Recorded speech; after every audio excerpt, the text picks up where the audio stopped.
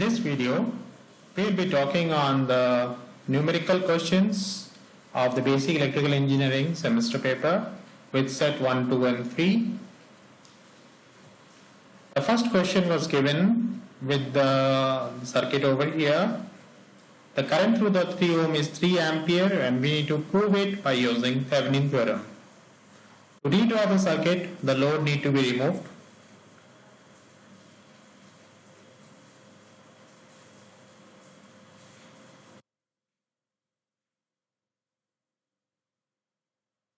So here the load is removed and we can name the resistance value.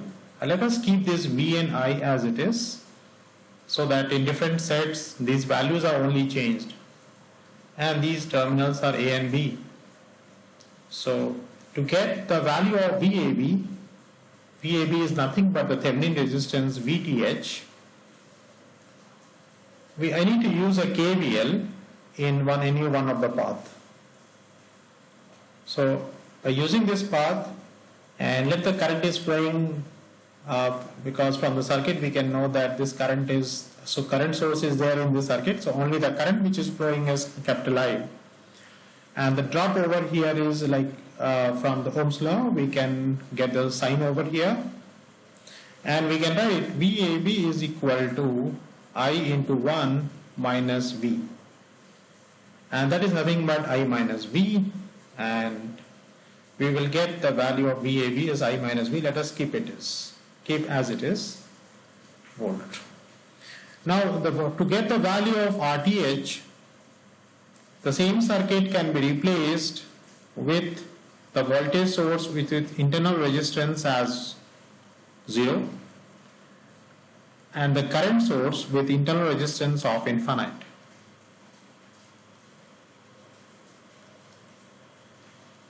Now here we need to find what is RAB.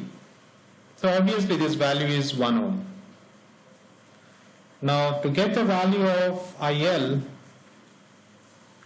we can write IL as VTH by RTH plus RL, where RTH is nothing but RAB. This is nothing but RTH. So here VTH is PAB, so this is nothing but I minus V by RTH is 1 plus 3 is the load resistance. So total it is I minus V by 4, and you get the value of I minus V is 18 minus 6 by 4, that is nothing but 3 amperes. Then now in other sets, only the value of I and V are changed such that the difference remains fixed. So that's why even though the value of V and I are changed, the current value will remain same. This is what is solved here in all the sets, so you get the same answers and you can prove that the current through 3 ohm is 3 ampere. Now let us go to the next problem. Question number 2 is asks that a coil of power factor 0.6. So coil is being asked, so coil means it is having a very high value of inductor and very low of resistance, which is there in the coil having R and L like this in series with a capacitor. So let us connect a capacitor over here. The value of the capacitance is given. C is 100 microfarad, and when connected with a 50 hertz supply, it is connected with a 50 hertz supply, 50 hertz. The potential across the coil, is VL, and the potential across the capacitor is VC. Both are equal. So we get one relation that VL, or let me write in RMS value, VL, these are all the capital letters, VL and VC. VL magnitude is equal to VC magnitude, so we can write here, say they have the same current flowing through the circuit, so I into root over of R square plus omega L whole square is equal to I into 1 by omega C. This is one relation that we have. We can cancel this I and we can get a relation between them, and the value of C is known to us. R and L we need to find. That means we need another one equation. The another key is the power factor of the coil is given as 0.6. The power factor is cos of phi is equal to 0.6. So from this we can get the value of phi as cos inverse of 0.6, and we can write 10, let me write like this, 10 of phi I can write as 10 of cos inverse of 0.6, which is equal to omega L by R, small r. So since I know the value of cos phi, cos inverse of phi is the theta, I will get 10 of theta, I will get the value of 10 of theta is 10 phi. So I will get some value here. Omega L by R is 10 of phi. So this is one relation we get. So since we have got two unknowns and two equations, we can solve the value of R and L. Let us see the solution over here. So here we find the value of, from this relation we make a square in both the sides, and we get the value here as R value is equal to 19.09 ohm and L value is 81.07 millihenry. Omega we can find because it is 2 pi into F is 50 Hertz frequency given. So based on that, R and L can be solved. Now in different sets, here we have the value of R and power factor is being changed. What is the difference is that we have taken a power factor of 0.6 in set 1, and in set 2 it is 0.7, and in set 3 it is 0.8. So the formula will be same, only because the power factor is changed, the answer will change. In set 1 it is 19.09 and 81 millihenry. In set 2 it is 22.28 and 72.3 millihenry. In set 3 it is 25.46 and 60.8 millihenry.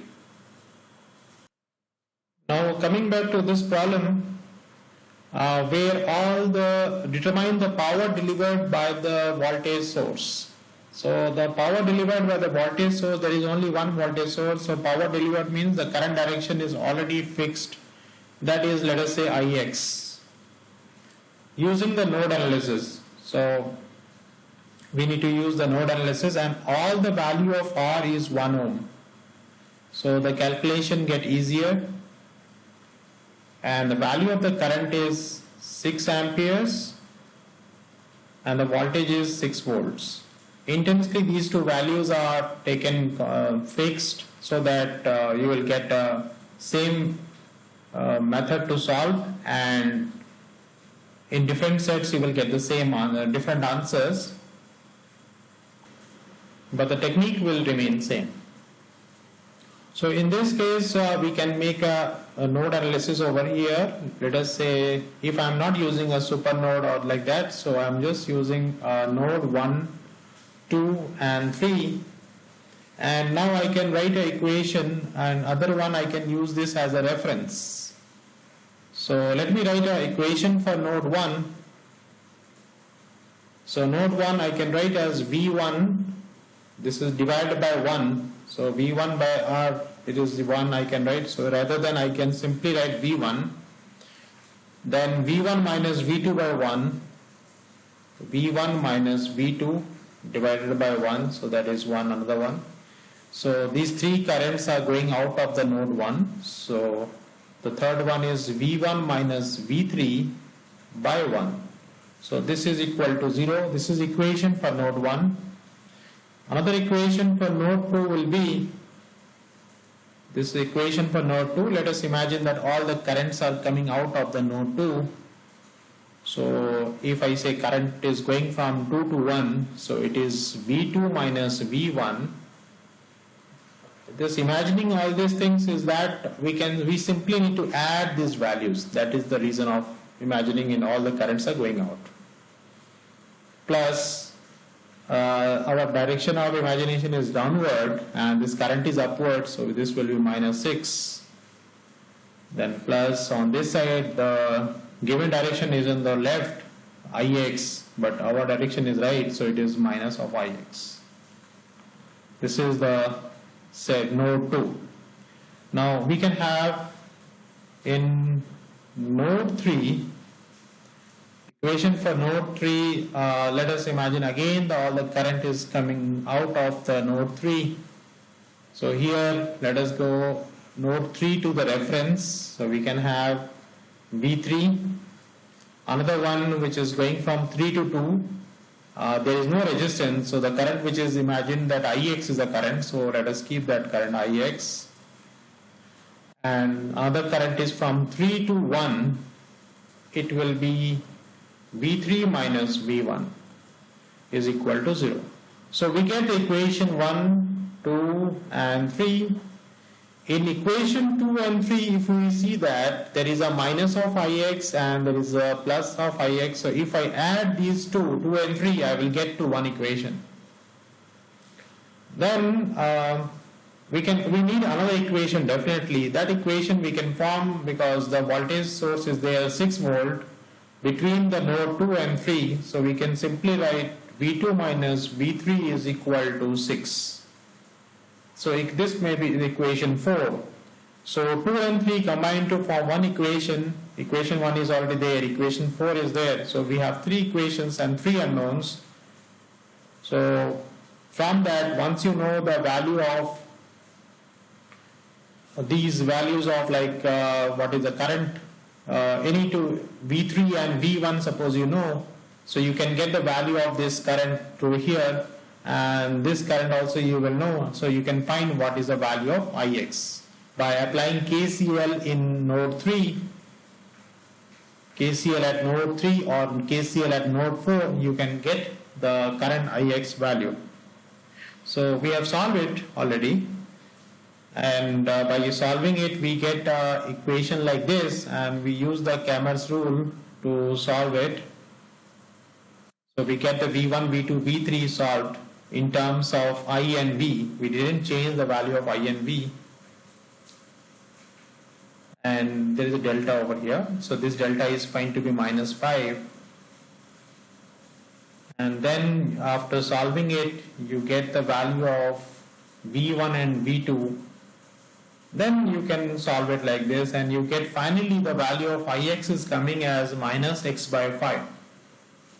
You can use your own trick to find, or you have to solve these 4 equations and get the value of Ix. Finally it will coming as minus x by 5. So here is the solution done. So here the value of Ix is coming for set 1. We have chosen the value of in set 1, both the value of this voltage and current as 6 and 6. So Ix value is coming as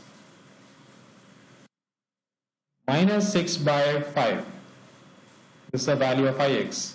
The reason of this is, here I am taking as x means the value of I and V, Ix is coming as minus 4i plus 3v by 5.